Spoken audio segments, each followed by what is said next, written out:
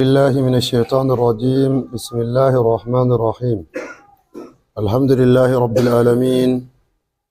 والصلاة والسلام على سيدنا محمد المبعوث رحمة للعالمين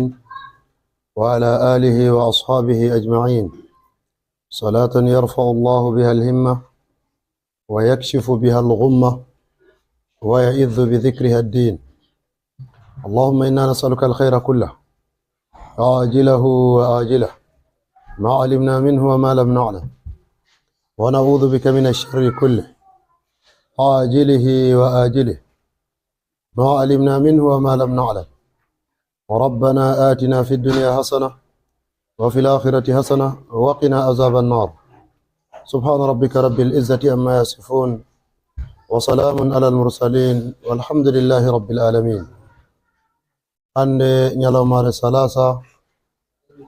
sappo e nayabre lewru ramadana hijra annabi jama'en muhammadu sallallahu alaihi wasallama diga makka yahugo madina ujunere temedde nayi e capanɗe nayi e jeeɗiɗi yaadore be tatabre lewru tatabru miladiya dañego annabi isa ujune ɗiɗi e nogas e jeego. En ɗon nder fasirgo deftere Allah teddunde, en ɗon ha nder surol baqara, en ummiran do ayatal kursi. Allahu la ilaha illa huwa al-hayyul qayyum. أعوذ بالله من الشيطان الرجيم. بسم الله الرحمن الرحيم.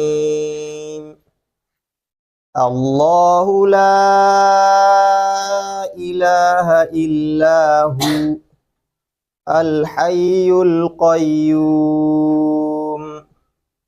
لا تأخذه سنة ولا نوم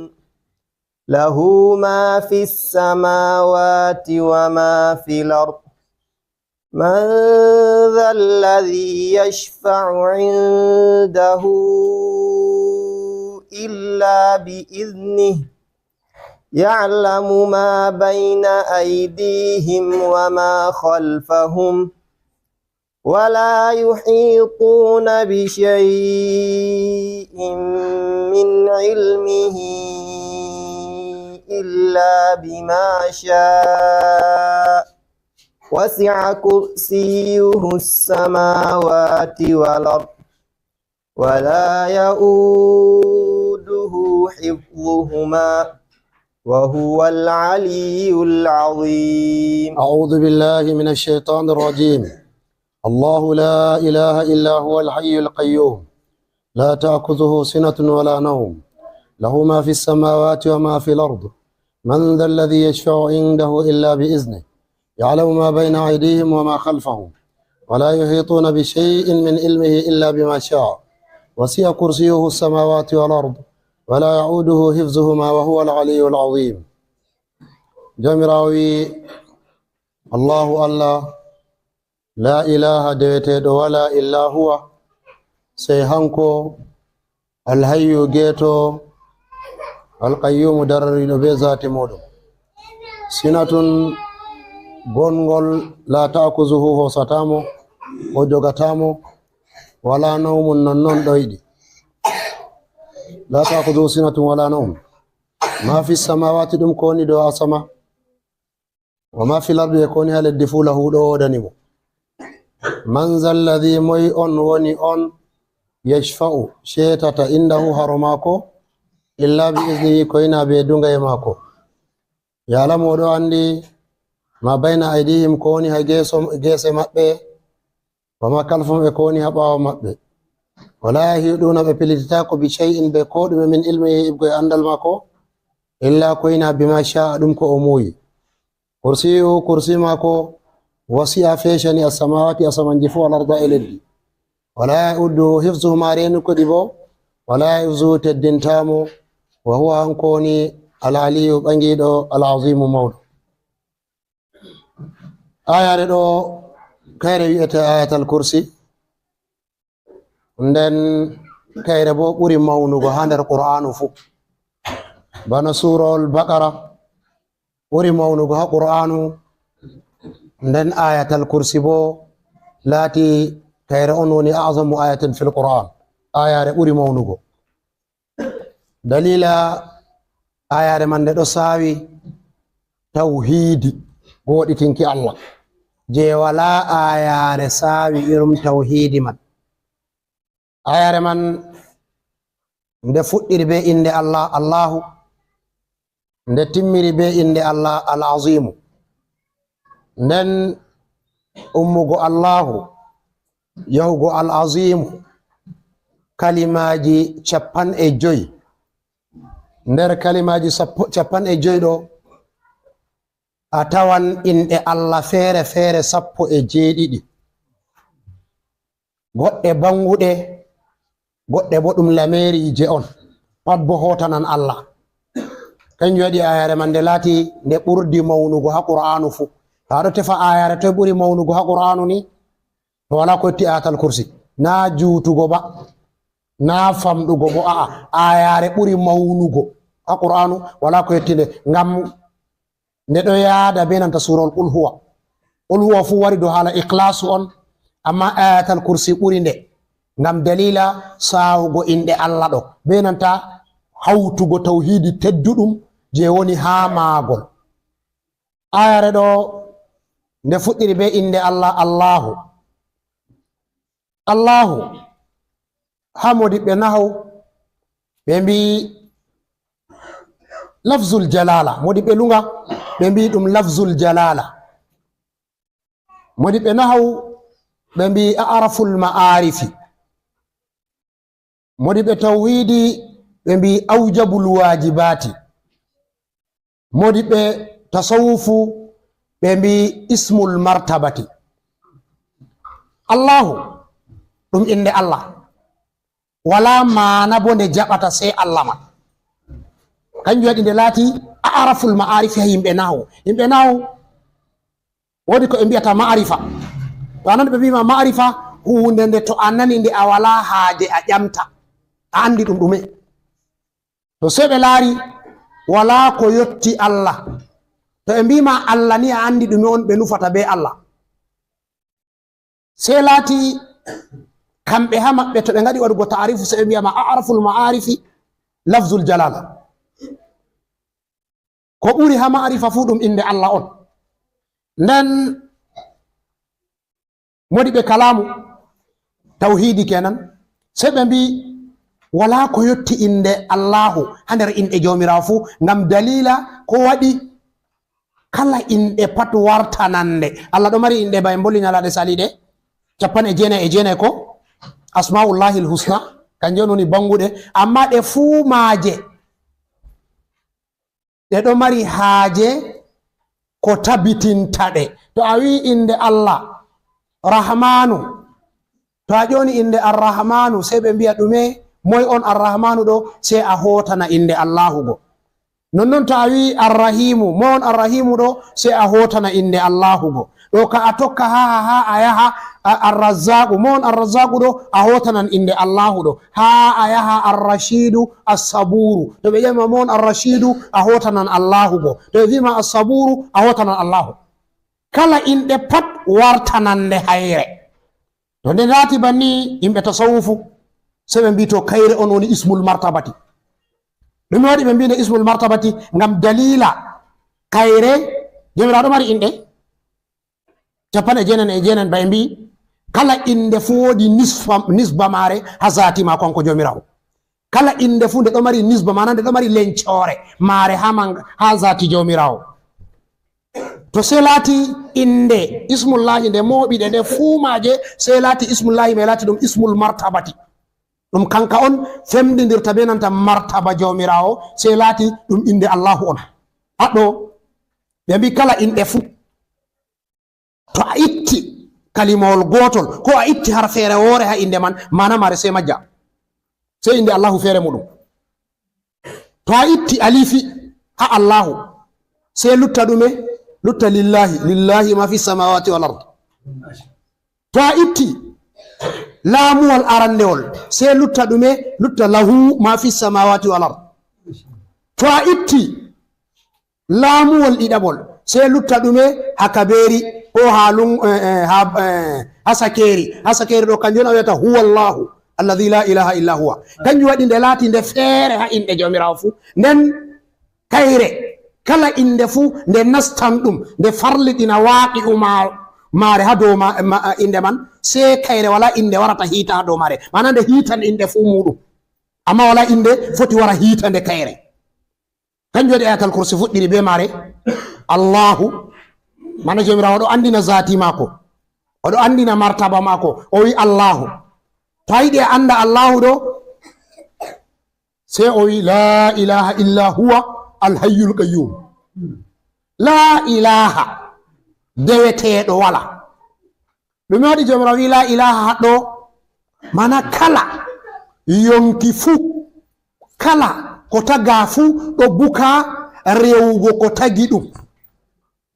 kala ko taga fuu ɗo buka rewugo ko tagi ɗum to an ɓi adama to a yiɗi a anda moy on tagima a rewa ɗum to a anda wala deweteɗo sey hanko allah go kanjum waɗi to a wi allahu la ilaha illa sey huwa sey a hotana ha sakeri go fahin a hosa hakeɓe alora a hotana allahu go illa huwa sey hanko to a yiɗi a anda mon a rewata ni a anda wala deweteɗo sey moy sey allah feere muɗum illa huwa alhayyu alqayyumu to ta yiɗi a ɓedda andugo allahu ɗo sey a tawa jomirawo inni hoore mako alhayyu geeto alhayyu halunga hosama diga ɗume diga hayatu sey modiɓɓe waɗi iftirabu to jotta kam to jomirawo o wi zati mako alhayyu noyi on ɗum fassirinte ngam andugo jomirawo laysa ka mislihi shay'un woɓɓe nder modiɓɓe ɓe mbi a alhayyu ɗo nufa a da'imu on mana o duumiɗo Fakhruddin Razi o wi a alhayyu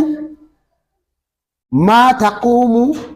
bi ikmali shay'i fi jinsihi hunde nde kamala timmidita be mare ha jinsi mare kanjum on wiyete hayyu kanjum waɗi to a wari ha ngendam yaaliri fuu sey hunde man nde laata nde timmiɗi ha ngendam yaaliri fuu sey hunde man nde laata nde timmiɗi ɓi adama ɗume on woni ngendam ha muɗum kanjum on woni fufanego yonki be doggugo iyam ha nder ɓandu be pofɗe to woodi ko wala ha nder gotel nder tati ɗo ni sey ɓe mbiya ɗume ɓe wiya o mayɗo na o geeto ba to a yi ɓe wimo o geeto oɗo yalɗiri ni to nden kam kujeji tati ɗo yaliri to kanjum woni ngendam ha ɓiɓɓe adama to ɓe wari ɓe wi ha fungo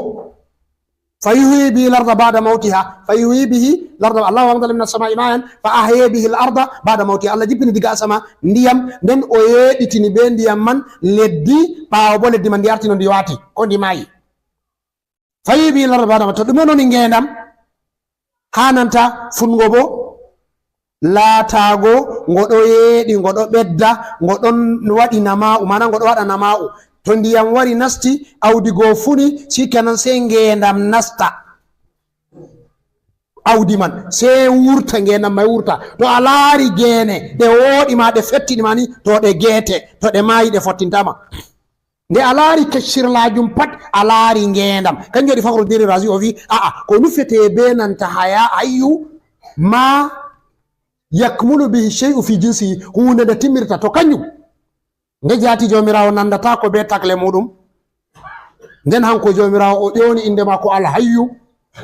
to sey en mbi'a o geeto be ngendam ɗam leɓanta zati maako hanko andi ko leɓanta zati maako ngam ɗume hakkiloji ɓiɓɓe adama famatako no ngendam jomirawo woni kanjum dede ko modi ɓe tafsir wiyata ɗo aa addaimu albaqi ɓe wosa inɗe feere ɓeɗo fassira ɓe nanta ɓe heɓa ɓe wangitina mana alhayyu ɗo ɗum pat majum ɗum hokkata ko mana timmuduka mana timmuduka kani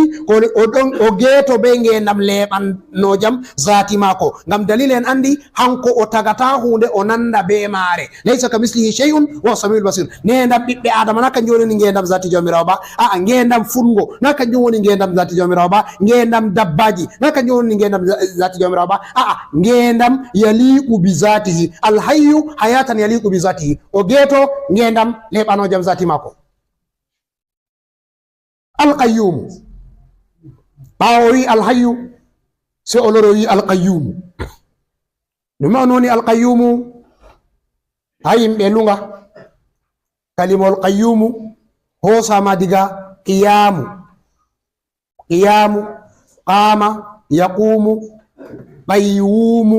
Nden ɓe nastini ɓe wayliti ɓe nastini wawu ha nder wawu ɓe eggini wawuwol ma ɓe wartini ha dow alifu ha yimɓe saraf nden ɓe siddi ɗum warti qayyumu. To mana qayyumu kanjum on hunde nde dara nde ɓoosha. To jomirawo to inni hoore ma ko qayyumu, enen ko en fassirta sei en mbiya o darori be zati maako, alqa'imu bi zatihi. Mana o laataki o ɗo buke hunde wonde feere wara timminamo, hokuma hunde wonde feere o tinnande ndenda o dara ko ngendam mako wanga ko kuje goɗɗum feere wanga ha shani zati mako. Hanko alqayyumu bi zatihi on, mana o darori be zati mako. Haɗɗo modiɓe se yahi ɗuɗɓe nder modiɓe fu ɓe mbi alhayyu alqayyumu kanjum on woni ismullahi l azam.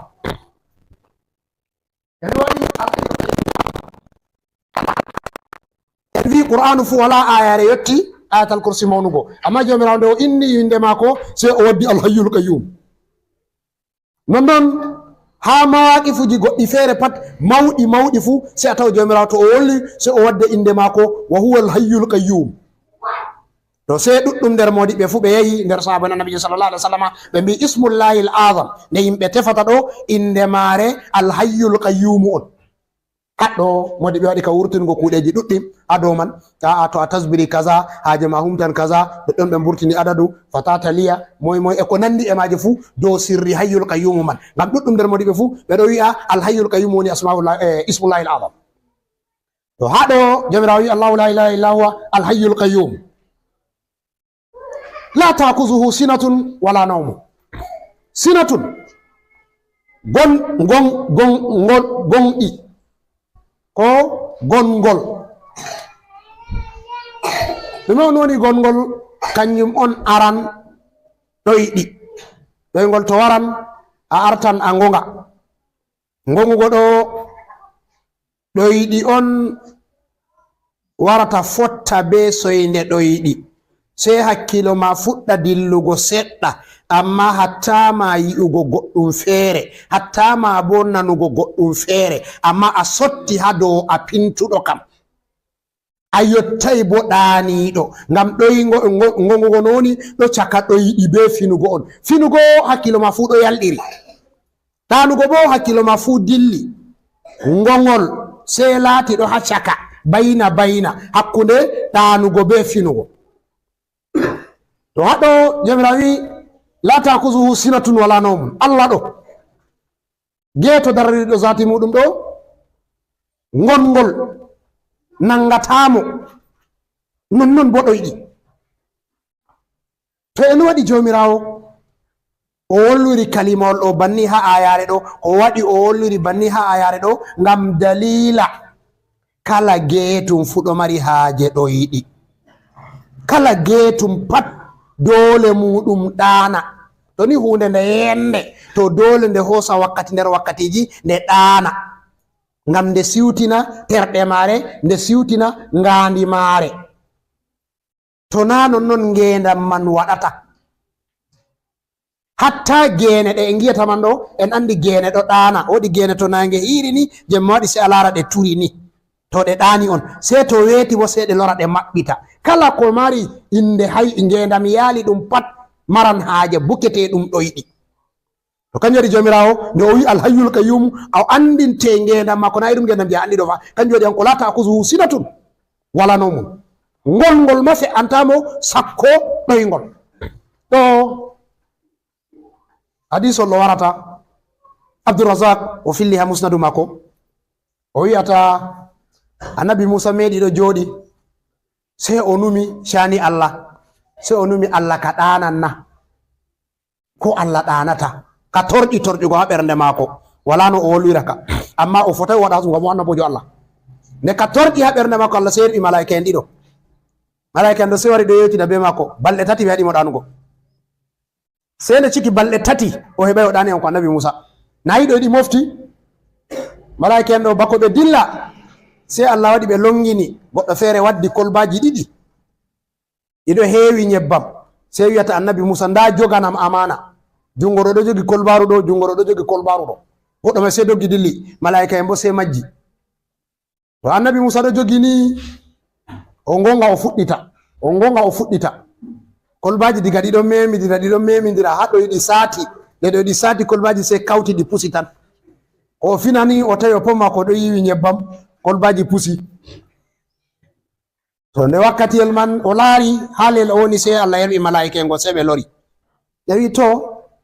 an balɗe tati tan a ɗanayi nden jogugo amana ɗo salirima jogowo asamanji jeeɗiɗi be ko woni nder muɗum e leddi e ko woni nder muɗum be tagle Allah ɗo fuu no o ɗanirta ayi to o ɗananno da ko ɗume woɗatako mana to o ɗananno ni da takle man wala no ɗe waɗira kanjum waɗi ɗo yiɗi woɗantako zati jomirawo kanjum waɗi o wiya ɗo la takuzuhu sinatun wala nawm nden o lori o ɓeddi wangingo o wi lahu ma fi samawati wal ardi ngam a anda mangu Allah sai a anda mangu takle Allah hanko o yi'atako o nanatako sai dai o heftire hakkilo o heftirtako be nanta terɗe kanjum waɗi o wi lahu ma fi samawati wal ardi to wala ko a yi'ata ai aɗo yi'a asamanji kam to a wala yi'a asamanji bo aɗo laara leddi to asamanji je a wala laara be leddi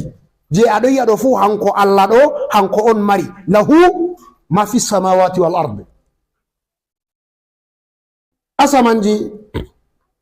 kanjum ba en wollota ka ko ndey en ɗo fassirina himɓe ko wiyete sama'u waɗi ɓe tafsir waɗi ittirabu hatta ibnu ashur hanko be hoore mako nde o wari fassurgo ɓe o waɗay hasmu maka kam amma o sappi kawakibu sayyara do kanje on woni asamanji ayi qudama ul mufassirina ardiɓe tafsiroɓe hamɓe ɓeɗo wi'a en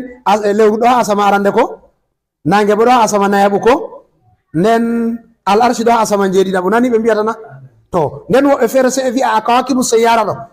zuhalun shira min rikahu min camsihi fatazahara li ɗarigil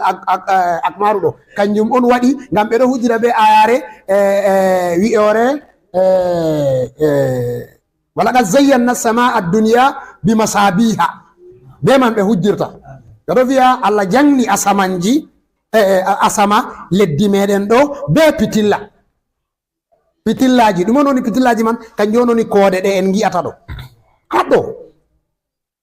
ɗo kanjum on woni modiɓɓe nane ɓe andi nden kala ba en bollata ka kondey kala zamanu wuro fu ɗo yaada be andal dedei ko hakkilo yimɓe zamanu man wawata hosugo kala zamanu wuro fu ɗo yaada be andal ko hakkilo yimɓe zamanu man tan wawata hosugo ngam to salan hakkilo maɓɓe ni ɓe keftata ɗum to kanjum waɗi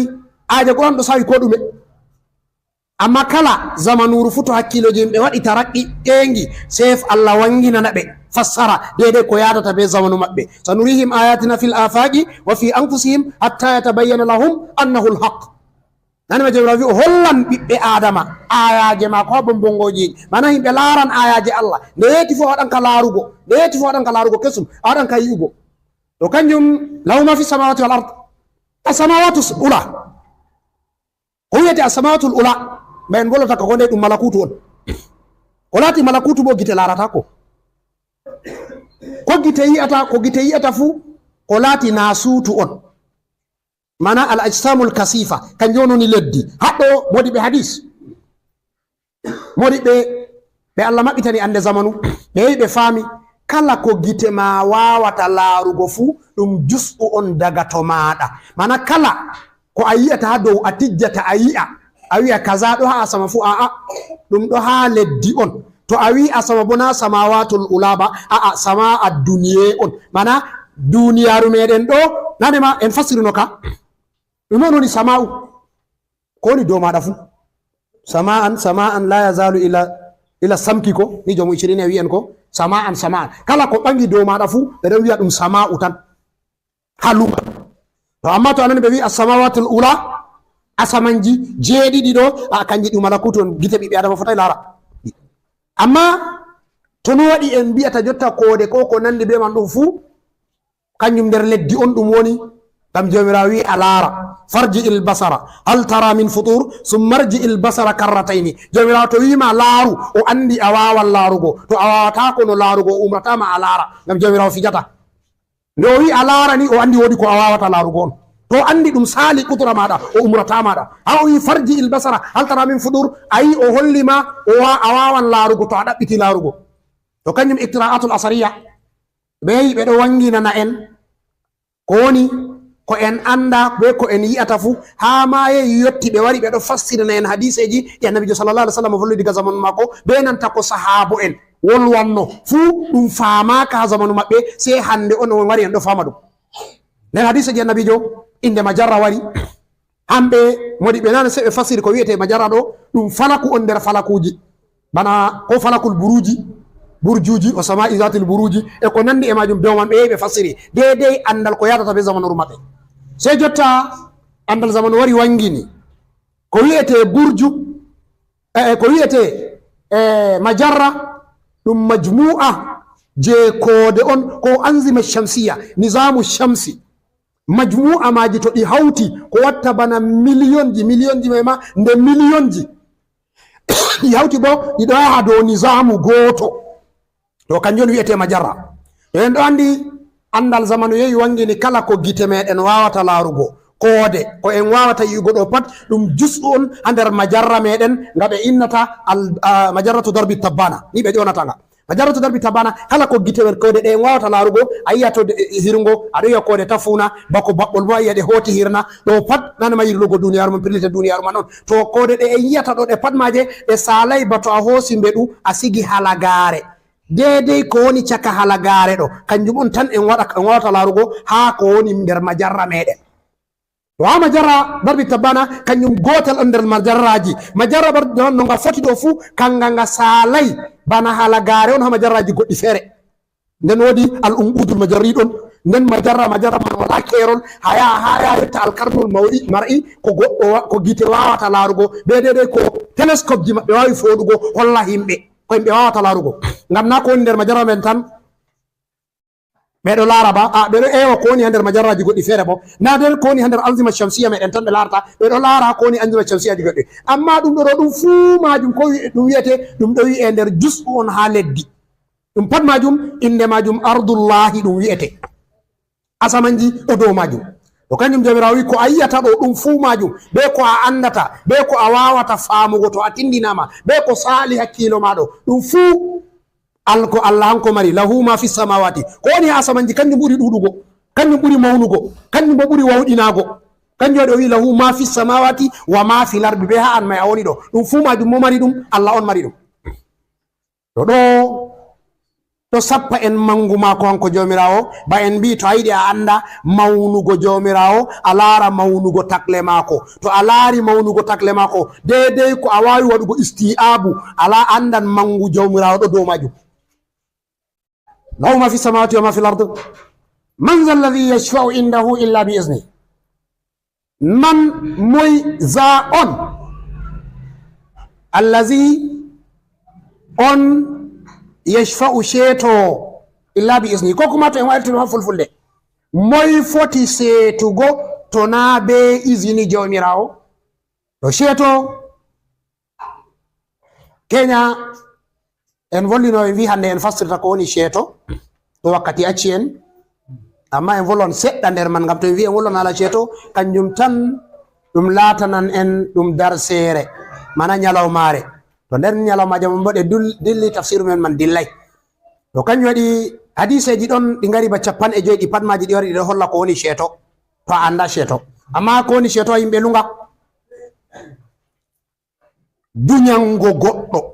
sheeto ɗo fe'a hakkude yimɓe ɗiɗo, duñango goɗɗo bone ko dasango goɗɗo bote, kanjum woni sheeto. nden sheeto ngo ɗon none ha duñango goɗɗo bone goɗɗo on laamiɗo tikkanimo hiitanimo wargo ko hiitanimo kaɓɓorgol goɗɗo mawɗo marɗo daraja ha laamiɗo man sey o wara o ɗaɓɓitana oɗo ɗo wurtaneeki to o heɓi o hisni oɗo ɗo ni o ceetimo nonnon bo goɗɗo ɗaɓɓita hunde salordemo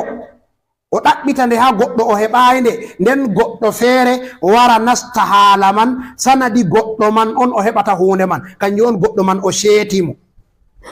to kanjum on ayare kenya nde wi la bay'un wala khullatun wala shafa'a ɗo on seɗɗa nder mana shafa'a amma ceeto wolwango ɗo kango on ceetongo lahira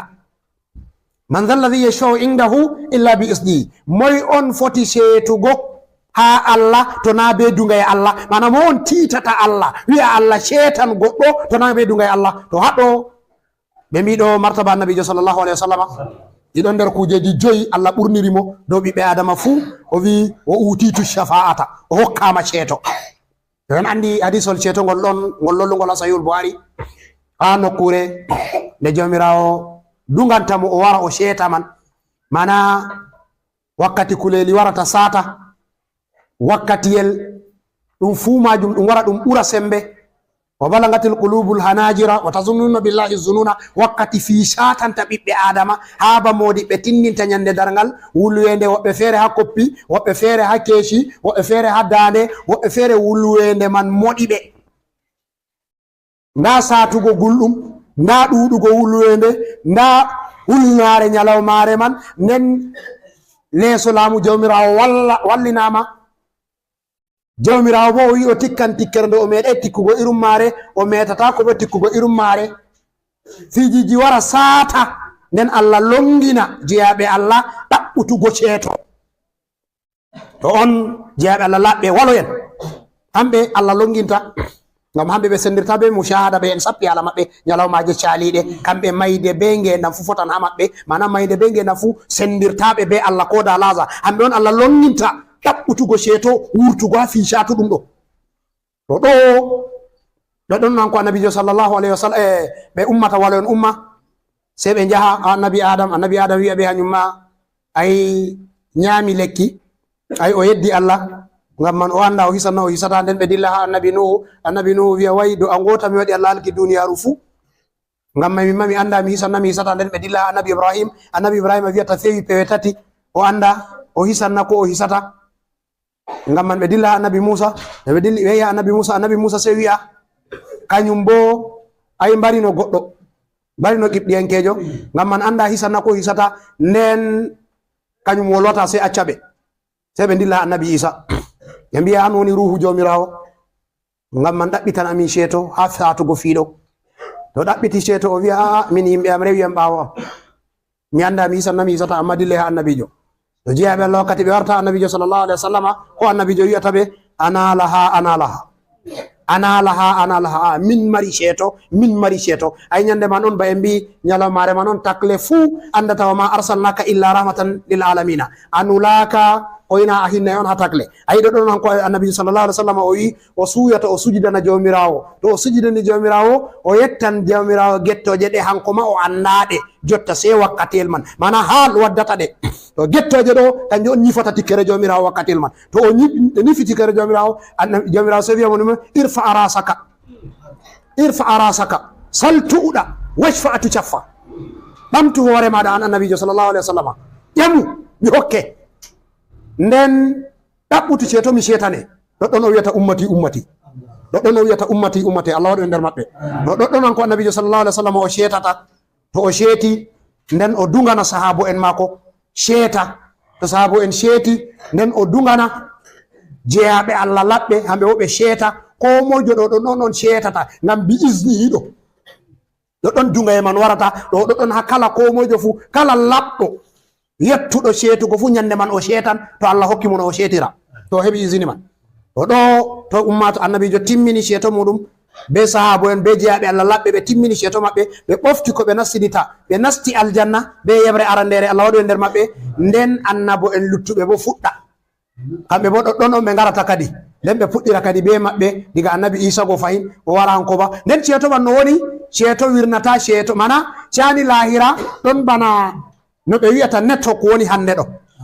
Noyi network woni? Na yi network nga ngota on to Glo amari Glo ko, to MTN bo MTN ko, moy on hanko oɗo mari MTN o bo wala MTN. Ay network may gotal amma ɗo heyi en non fu. To ni nyande dargal may wani mana kiita oɗo ɗo wirnata ko oɗo ɗo bo. Oɗo ɗo ha ɓe ɗo wanna mo cani mako ɗo bo ɓe ɗo wanna mo cani mako. Amma annabijo sallallahu alaihi wasallam artirte. To annabijo artira wani to annabo en fu kadi se tokka. Ɓe ɗo shetana oɗo ɗo, ɓe ɗo shetana oɗo ɗo, ɓe ɗo shetana oɗo ɗo. Ceto oɗo ɗo bo wirnanta oɗo ɗo. To haɗo ɗon no cetoji waɗate ɗi timma. To ceto timmi nden kadi yimɓe aljana nasta aljana, yimɓe yite timma ɗo kay marɓe aybe ceeteteɓe. Annabijo sallallahu alaihi wasallam wi wa shafaati li alil kaba'iri amma al muhsinuna fala hajata lahum biha. ceeto mako ɗo marɓe gedde mawɗe kamɓe on ceetata, amma salihi en kam marɓe bo hamɓe ɓe wala haja ceeto, hamɓe ka hamɓe maɓɓe ceetoɓe marɓe aybe. To Allah waɗi e nder maɓɓe. haɗɗo ɗon on to o ceeti o timmini han ko annabijo sallallahu alaihi wasallam nden o umrata sahabu en makko seeta ɓe belli nden diyaɓe Allah seeta nden annabo en bo tokka ceeta. To ɓe timmini ceetoji maɓɓe marɓe aybe pat timmi, nastoɓe yite nasti nasta aljana timma, nden kadi anko annabijo sallallahu alaihi wasallam loro lorta o loro o tokka fayi nder yite o wurtina ɗuɗɓe ha ɗon kala marɗo imanu fu o wurtina ɗum. ɗo ɗon jomirawo dunginta woɓɓe nder jeyaɓe Allah laɓɓe, yimɓe maɓɓe wonɓe nder yite ma hamɓe maɓɓe ceete ɓe wurtine. ɗo ɗon jomirawo dunganta annabo en woɓɓe feere ɓe wurtina ummatoje maɓɓe gonɗe nder yite. To ɗum timmi jotta ka ɓe tefa goɗɗo marɗo imanu ba gabbel zarra ɓe keɓatako ha nder yite. ɗo ɗon on kadi jomirawo tambata tambande mako ɗo kadi sei o nokka o ceeta, o nokka o ceeta, o nokka o ceeta nde tati. to o nokki o ceeti to timmi kadi taka kitanaɗo kislam yande man isi mo hisayi bo kadi hisayi. Allah reenu en. to haɗɗo jomirawo wi man zalladhi yashfa'u indahu illa bi isnihi ɗo mana ceeto heɓatake fa sei be dunga e jomirawo. ya'lamu ma bayna aydihim wa ma khalfahum. hanko jomirawo oɗo andi ko woni yeeso maɓɓe e ko woni ɓawo maɓɓe fu. haɗɗo ma waɗi ɓe tafsir waɗi komgule ɗiɗɗi e wi ɗume waɗi jomirawo wi ma bayna aydihim kañum e feere se ɓe mbi nder moɗi ɓe tafsir ɓe wi duniyaru wama kalfahum bo lahira. mana Allah ɗo andi ko ɓe wontiri ha duniyaru, Allah bo ɗo andi ko wontiri ha ɓawo makko. amma to alari no siyaqu lunga ko lunga fassata ko woni yeeso maɗa kanjum on ko warata jango, ko woni ɓawo maɗa bo kanjum on ko saali yeeso, ko kuma aɗo dilla ko woni yeeso maɗa kanjum on ko a husiti, ko woni ɓawo maɗa bo kanjum on ko a acci ɓawo. ɗon halunga haɗɗo se siyoɓe siwi ɓe mburtini ɓe mbi aa ma bayna aydihim wa ma khalfahum, ay Allah ɗo andi almahsusat wal maqulat. kujeji goɗɗi feere ɗi hewtatake se be matugo kanjum on hawasul kamsi, se be kujeji joyi, ko a yi'a ɗum, ko a nana ɗum, ko a mema ɗum, ko a sorkina ɗum, ko a metta ɗum. kanjum on hawasul kamsi, ko on ɓe mbiyata mahsusat. kujeji feere be maji ɗi heftirte ɗo on ma bayna aydihim, kanjum on ɓiɓɓe adama wawata heftirgo hunde. ma kalfahum bo kanjum on almaqulat, kujeji ɗi hawasul kamsi yottatako se dey hakkilo heftanama hunde man nde ɗon. kanjum on andal jomirawo. yalama bayna aydihim wa ma kalfahum, Allah ɗo andi dedei mahsusat meɗen be maqulat meɗen fu. yalama bayna aydihim wa ma kalfahum wala yuhiduna bi shay'in min ilmihi illa bima sha'a. jomirawo wi wala yuhiduna, ɓe pillitata ko bi shay'in ɓe ko ɗume min ilmihi ilmu andal je Allah on. andal Allah bo ha mi wandanama misalu no a famirta. andal Allah ɗo yaada be mangu Allah. to a wawan heftugo mangu Allah ha haaɗi to nden ka a wawan heftugo ha andal Allah bo haaɗi. kanjum on ndeni mangu Allah wala kerol hakkilo heftata to andal bo wala kerol. kañum so o wi wala yuhiduna bi shay'in min ilmihi illa bima sha'a, ɓe pillitata ko be ko ɗume ha nder andal maako hanko Allah ɗo se ko o muuyi. mana kala ko a yi a andi fu kanjum on Allah hetani maɗa. en laaro annabijo sallallahu alaihi wa sallam. annabijo an kon madinatul ilmi ko aliyun bo babu ha ko, amma ko jomirawo wimo qul rabbi zidni ilman. an annabijo ma yu Allah ɓeddane andal. to andal Allah sali ko hakkilo famata kanjum on ma nafidat kalimatullahi ko ay qul law kana bahru bidadan li kalimati rabbi la nafida al bahru qabla an tanfada kalimatu rabbi walaw ji'na bi mislihi madadan. e wi al bahru waɓe ɗo loka na way bahrul muhidi en andi ɗo ba bahru ɗon hakkude sidratul muntaha be nanta kursiyu. sai to salik sidol muta yota tabaru man maayo man buri takle asamanji be leddi be ko woni les mudum do pat mawnugo kangon jomirawo sappi haddo ni to maayo man do o wi law kana al bahru ngam be ta'rif Allah waddi ngol bah maayo do mawnugo maago be dudugo ndiyam maago do ngo pat ngo warta dawa nen ayi ha suraji lesto suratu sajadati ko ayi wal bahru yamudduhu min ba'di sab'atu abhurin e wi'a maayo do man irum maago nden gongo feere maaje jeedidi wara do beddana di ma nafidat kalimatullahi da anda wato on wada ka windugo andal Allah timmata to ta faman hado andal Allah do fotta be dume mana do fotta be manguma ko hanko Allah amma wala ko andata se ko hetinima noy dum andirta bo fattaqullaha wa yuallimukumullah wallahu bikulli shay'in alim wulu Allah anninte shakawtu ala wakiin su'a hizwiko فارشدني الى ترك المعاصي فارشدني بان العلم نور ونور الله لا يودع لآسي او ولتها وكيء او درس مجا سي وكيء هندتي مو او acca gedde o handiti mo bo andal do dum annura on ko woni andal dum annura wanurullahi la yuud'a liyasi to ayeddan Allah bo do hebata andal Allah to ase andal ngal haqiqa fattaqullaha wa yuallimukumullah wodi ulumur rasmi don ulumur rasmi kanji on ande de en jangata kanju min fulanin ila fulani wane ha wane kangal me to ngal barkidi se to ngal mari silsila ngal sodiniri wane jangi ha wane bo jangi ha wane bo jangi ha wane hangal hota ha asli magal se ngal lata ngal do mari barka to ngal ta'ini ngal lata ngal mari barka andal Allah bo hakkunde ma be Allah tan haddo modi be do sendita wodi ko wiete ulumul laduniya wodi ko wiete ulumul wahabiyya ulumul laduniya kanje ande hakkunde ma be Allah tan mana wa allamnahu min ladunna ilman irum andal annabi khaliru be nanta jomirawo ay annabi Musa dum annabojo zamanu mudum on nen bo anko do onko on laati khalifa jo Allah ha leddi wakkati elman o laati wala ko andi amma nde o beeti be jammo wodi ko yettima andal na o wi wala ngam be hanko o laari dede mushahada makko noni be jomirawo anko noni nder ulul azmi no wi wala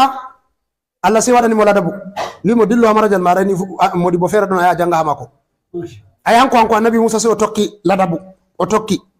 o wari hamajal bani go sende o torri bo ha andata hebata andal sende o torri lakad laqina min sabrina hadha nasaban ko sende o yari bone dume bo bone weelo kanjum andal do wondi be weelo cewo men do patto be canno no be jangiri seto o wima anani cewjo ma wima balle tati o nyamai ko kuma balle tato to ni andal seto weelo bo ni amago to ananai weelo hebata andal to haddo kanjo annabi Musa ko jokka andal sende o nani weelo amma do andal dum on arti hebugo ne o wari o joodi ha khaliru o tawi nda khaliru do joodi abdan min ibadina atina rahmatan min indina wa allamnahu min ladunna ilman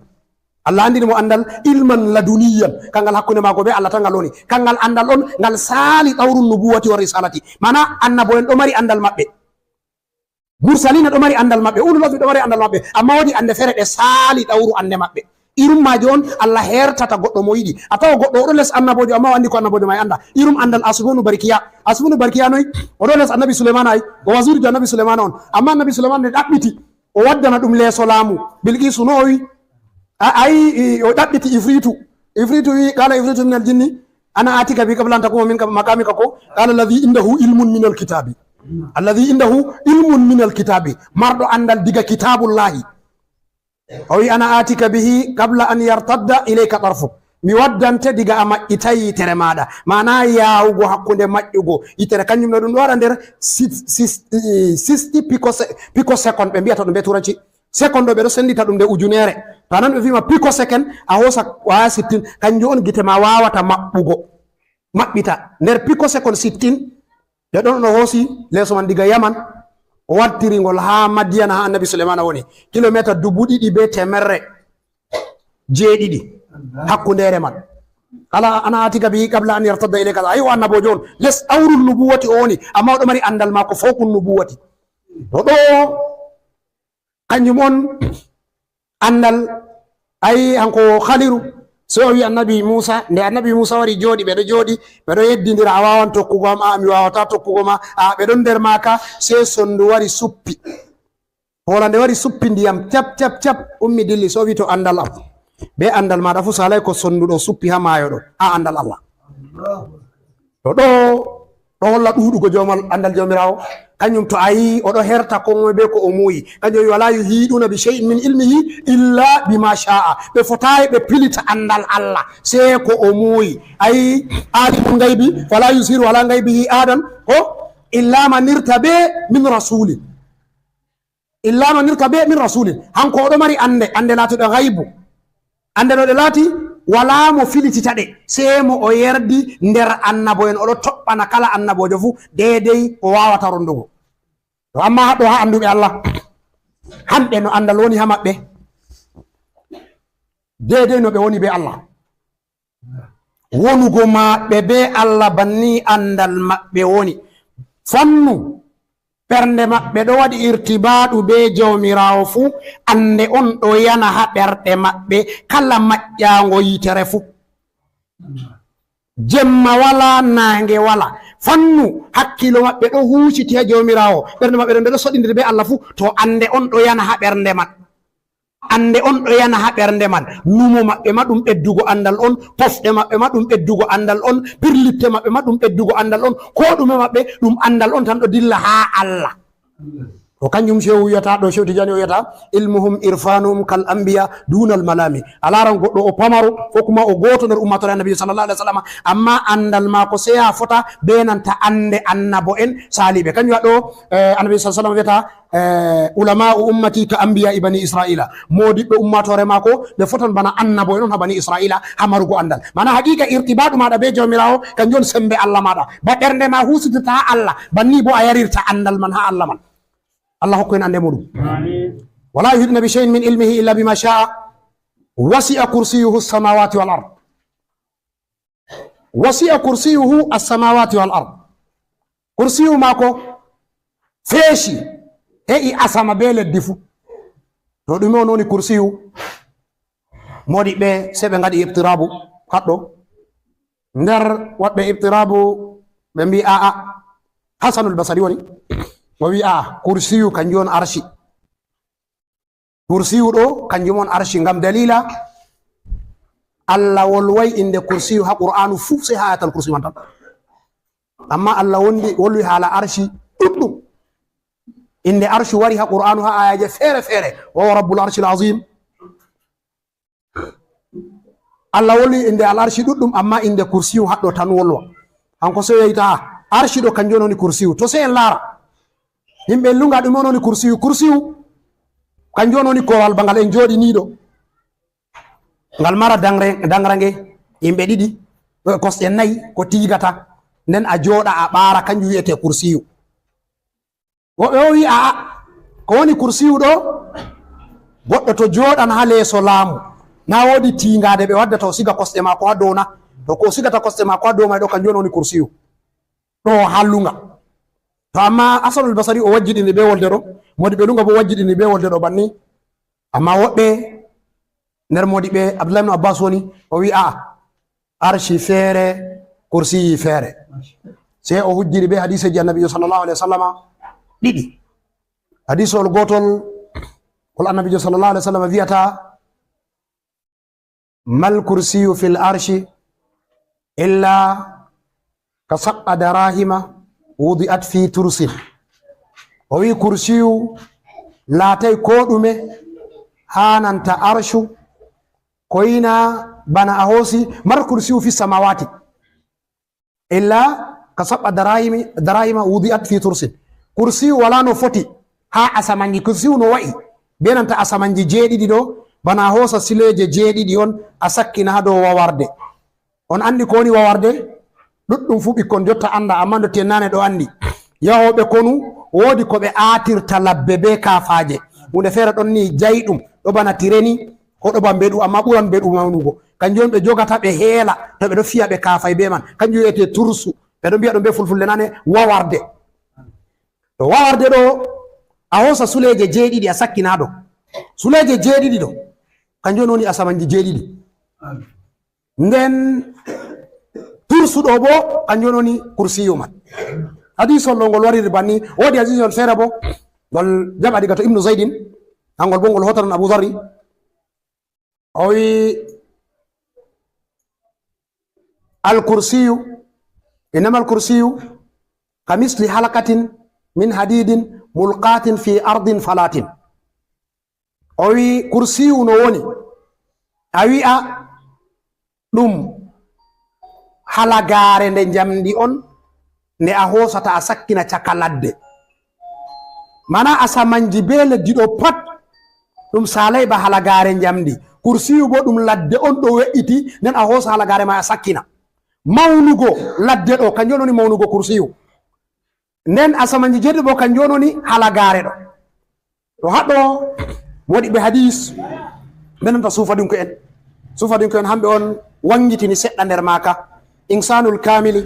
e waɗi mo wiyata Ismail al haqqi ha deftere mako insanul kamili fi marifatil awaili wal awakhiri. nane ma o walli fi deftere man o wi o windi ha deftere ɗo fuu imma hadisun sahihun aw kashfun sarihun. o woni ha deftere ma fu ko hadisol shahigol ko kashfu ko Allah holli mo shahidu. kursiyu kanjum on doyi dow takle ɗo fuu to a hoosi leddi meɗen ɗo be ardullahi man pat a hawti nden a lori a hoosi asama arandewu, asama ɗiɗaɓu, asama tataɓu, asama nayaɓu, ha asama jeegojum, ha asama jeeɗiɗaɓu, a timmini nden a lori a yotti a saali asamaji ma a yotti sidratul muntaha a timmini nden a lori a saali sidratul muntaha a yotti mayongo e wiɗo a timmini nden a lori a saali woodi babal feere ɗon ɗunngal, babal ɗo ɗuɗugo magal ɓuri asamanji ɗo be nanta beɗi leddi ɗo be ko ɗume fuu ko andi fu mawnugo ha asamanji man totton on ha yeeso sidratul muntaha totton babal mawnoni totton on jomirawo laari annabi Musa je woni laari malaika Jibrila je woni ha suratu al najmi to walaqad ra'ahu nazratan urqire inda sidratil muntaha indaha jannatul ma'wa. to haɗo ɗon to a saali babal man ɗo ɗon a yottata kursiyu no wa'i be nanta asamanji ɗo be takle ɗo en limti ɗe fuumaje haɗɗo nder modiɓɓe hadis no ɓe fassiri ko woni leddi be asama bana yerande. no a andi yerande woni to a dolli nde a seekine ayi a tawan woodi danejum ko nder danejum ma bo woodi cuuɗiyajum ɗon ko nder cuuɗiyajum ɗo na woodi toɓɓel ɗon na woodi ba toɓɓel ko burgel ko a tawan toɓɓel boɗel ko kuma ɗon ba burgel ni ko hawti cakantare man ɗo to burgel ɗo kangel on woni leddi man be ardullahi man fu. nden asama arandejum kanjum on woni mboɗejum ɗo, nden asama ɗiɗaɓum kanjum on woni danejum ɗo, asama tataɓum kanjum on alora a hosa ba danejum ma ɓila dow ɗo, asama nayaɓum banni, asama jeyaɓum banni, asama jeegojum banni, asama jeeɗiɗaɓum, kala asama fu to wari moɗan ɗogo be ko woni nder muɗum fu ɗo saawi ɗum. nden to a saali ɗi a yotta sidratul muntaha may mawnugo man ɗo saawi ɗum. to a saali nden a yotta babal ngal maayogo ɗo saawi ɗum. to a saali maayo man nden maayo may bo babal goo ɗolar ɗo saawi ɗum. to a saali babal man nden a yottata kursiyu ɗo moɗi ɗum fuu majum. nden kala gotel fuu mawnugo muɗum be nanta ko heddata bana gotel be million. ardullahi no foti be samawa arandejum bana gotel be million. asama arandejum no woni be asama ɗiɗaɓum bana gotel be million. ɗum ɗo ɓedda yahugo ɗum ɗo ɓedda mawnugo ɗum ɗo ɓedda yahugo ɗum ɗo ɓedda mawnugo ha ɗum yotti kursiyo. kanjum jomiraɗo wari wolugo o wiya wassamawatu matwiyatun biyaminihi. asamanji ɗo ɗi pat maji oɗon ñobbiɗi ha bawɗe maako. nden ko moɗata ɗiɗo kanjum woni kursiyu. to haɗɗo modi ɓe fottini kursiyu ɗum tagdi on nder takle Allah. nden bo mawnugo maari dowi hakkilo. to a saali kursiyu man to ton a tawta burjuji goɗɗi feere ɗon. to a saali burjuji man ɗon on a yottata al arshi. kanjum waɗi jomirawo to wari wollugo hala al arshi sey o wiyama rabbul arshil azim, rabbul arshil azim, sey o fonda mangu maako be mangu al arshi. kanjum haɗo fassara ayare arrahmanu alal arshi stawa warata bana mangu jomirawo no woni be nanta mangu al arshi man. to wato ko waɗi jomirawo wollonta en banni en anda mo woni Allah. kanjum waɗi sey oɗo wollona en dow darrujo Allahu la ilaha illa huwa alhayyul qayyum la ta'khudhuhu sinatun wala nawmun lahu ma fi samawati wa ma fil ardi man dhal ladhi yashfa'u indahu illa bi'iznihi ya'lamu ma bayna aydihim wa ma khalfahum wa la yuhituna bi shay'in min ilmihi illa ma sha'a wasi'a kursiyyuhu as-samawati wal ard. wasi'a kursiyyuhu as-samawati wal ard. haɗɗo tan o woli kursiyu sebo ko wari hande hadisa ji annabi sallallahu alaihi wasallam lailatul isra'i wal miraji. To wakkati el meɗen seɗɗa lutti en haɓa en timmina ayare man kam. wasi'a kursiyuhu samawati wal ard wala yauduhu hifzuhuma wa huwa al aliyyul azim. wasi'a kursiyuhu samawati wal ard, an ardu a andi ardu ma ardu ha a woni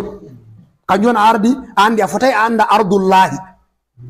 ardullahi sali andal Allah kanjum ko ayyata ɓe ɗo ɗaɓɓitande ɓe yiya ɓe binciki mana ɓe liñi ɓe yehi ha babal kaza ko ɓe awni ɓe hosi hodere kazare ɓe laari ɗo ɗum pat andal ngal jomirawo ini ɗo maɓɓitago sanurihim ayatina fil afaqi ɗo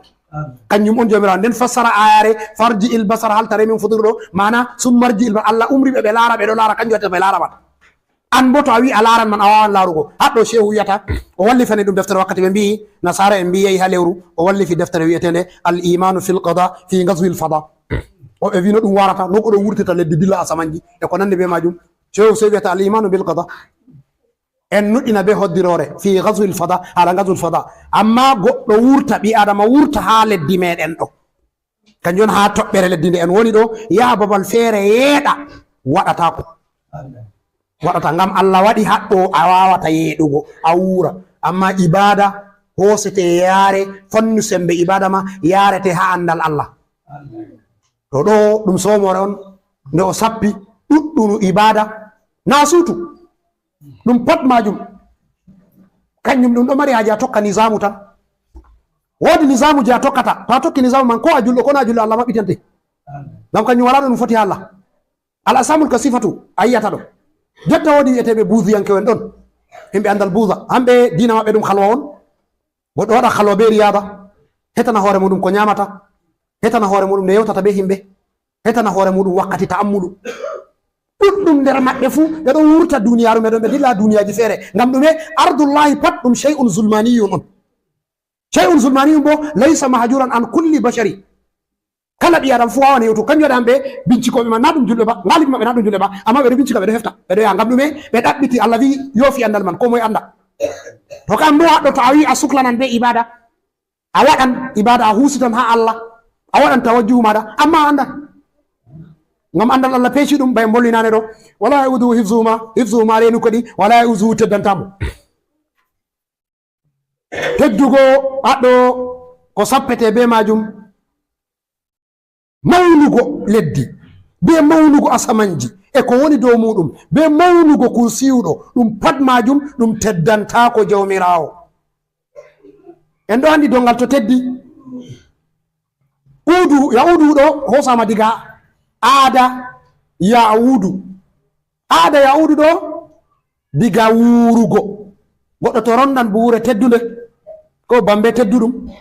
ko hayre teddude catɗum o ronda o darda to o dardi to o rondi se to o wuuri